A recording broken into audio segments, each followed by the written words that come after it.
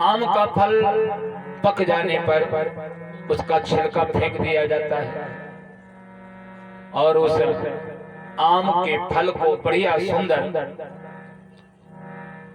लोग छील करके खाते हैं।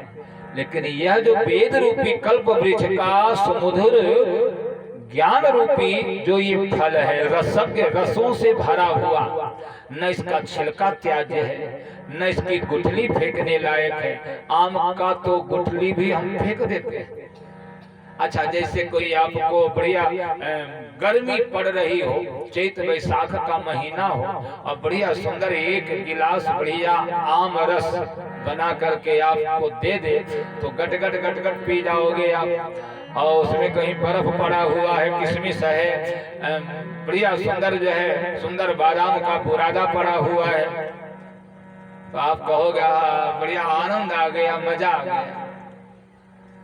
तो जब एक साधारण वस्तु का सेवन करने से आप आनंद की अनुभूति करते हो, और यह जो श्रीमद् भागवत जो भगवान का साक्षात विग्रह तिरोधायम प्रविष्टोयम, ये साक्षात जो भगवान की मूर्ति है, विग्रह है, ये श्रीमद् भागवत जो पूर्वजों का प्रेतात्माओं का कल्याण करने के लिए यह श्रीमद् भागवत की कथा है।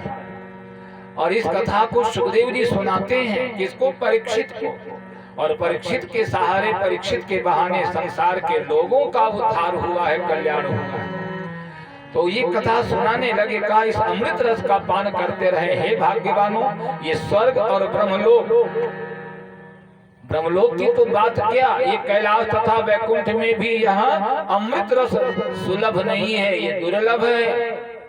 इस रस का सर्वदा पान करते रहो, कभी भी इसका त्याग मत करो। स्वर्गे सते च कैलासे वैकुंठ नास्तयं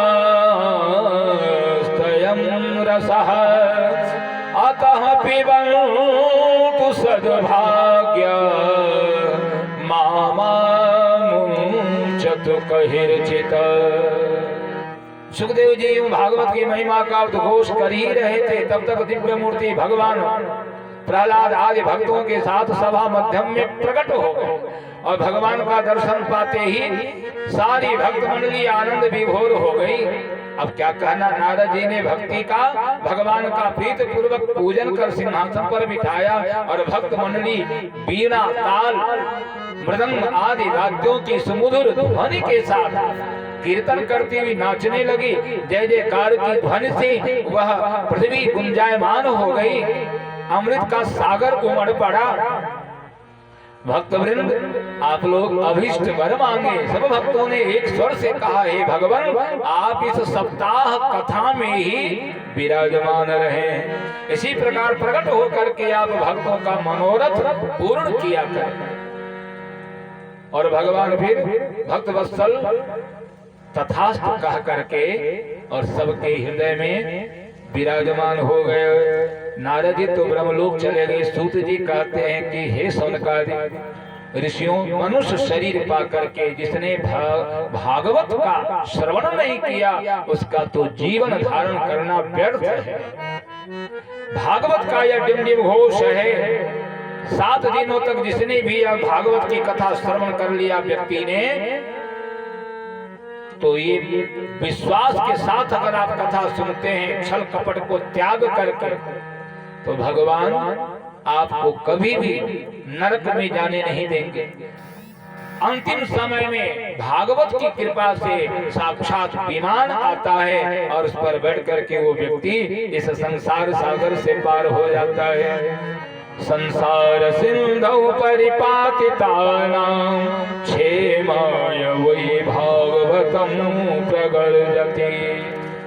इस भागवत की शरण में आ जाने से दारिद्र दुख ज्वर दाहितानां माया पिशाची परिमार्दितानां ये सब नष्ट हो जाते हैं। जीवन का सबसे बड़ा ज्वर क्या है? जीवन का सबसे बड़ा ज्वर ये काम क्रोध लोभ मोह मत मत्सर अहंकार खट विकार जो है, यही सबसे बड़ा ज्वर है। और इनसे अगर आप बच गए तो आप संसार सागर से मुक्त हो जाएंगे। बोलो वृंदावन बिहारी लाल की। तो सुखदेव जी कहते हैं राजन, इस कथा को सब नहीं सुन पाते हैं। भाग्योदयेन बहुजन्म समर्जितेन सतसंग मंच लभते पुरुषो यदा वै अज्ञान हेतु कृत मोह मदांधकार नाशं विधाय तदोदयते विवेकः। जन्म जन्मांतर का मेरा सोया हुआ विवेक, जो अज्ञानता बस हम अपने आप को स्वरूप को नहीं समझ पाते हैं। लेकिन ये ज्ञान कैसे होगा? कहा ये ज्ञान आपको भागवत की कथा श्रवण करने से होगा। इसलिए पूर्व जन्मों का संचित किया हुआ पुण्य जब प्रकट होता है तब जाकर के भागवत की कथा सुनने का अवसर मिलता है।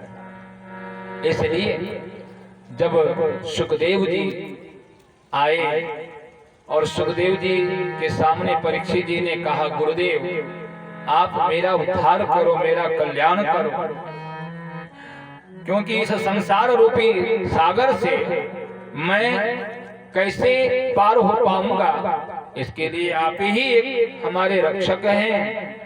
हे मेरे गुरुदेव करुणा सिंधु करुणा कीजिए। हे मेरे गुरुदेव करुणा सिंधु करुणा कीजिए। हूँ अधम आधीन शरण, हूँ अधम आधीन शरण, अब शरण में लीजिए। हे मेरे गुरुदेव करुणा सिंधु करुणा कीजिए। मेरे गुरुदेव करुणा सिंधु करुणा की। खा रहा होते हूँ मैं भव सिंधु के मझधार में। खा रहा होते हूँ मैं भव सिंधु के मझधार में। आया सिरा है दूसरा कोई न इस संसार में। आसरा है दूसरा कोई न इस संसार में। हे मेरे गुरुदेव करुणा सिंधु करुणा कीजिए। हे मेरे गुरुदेव करुणा सिंधु करुणा की। मुझे में है जप तप न साधन और नहीं कुछ ज्ञान है। मुझे में है जप तप ना साधन और नहीं कुछ ज्ञान